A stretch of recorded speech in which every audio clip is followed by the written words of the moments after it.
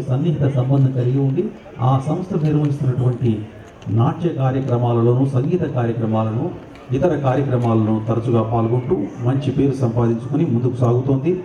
ఈ అమ్మాయికి 2006 సంవత్సరంలో international award for young people from London లభించడం విశేషం. అలాగే లయన్స్ క్లబ్ వాళ్ళు కండక్ట్ చేసినటువంటి క్లాసికల్ డాన్స్లో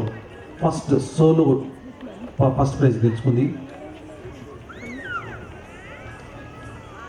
ఇక ఇందాక నేను చెప్పినట్లుగా ఈ అమ్మాయికి డ్యాన్స్ ఇన్స్ట్రక్టర్గా మంచి అనుభవం ఉంది.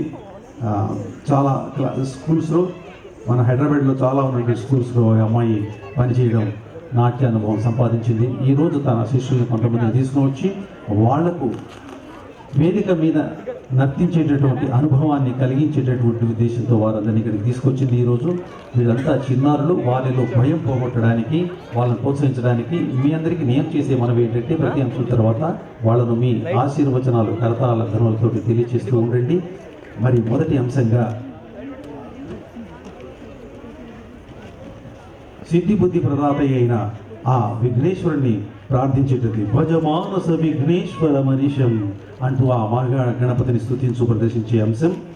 దీన్ని శ్రీచందన, అనన్య, శీతల్, విద్య, అనన్య, మీనన్, రశ్మి వీళ్ళంతా మనకు అందిస్తారు. చూద్దాం రండి. మొదటి అంశం భజమానస విఘ్నేశ్వర మనిషం. కొంచెం వెనక్కి, అందరూ వెనక్కి వెనక్కి సైడ్ ప్లీజ్.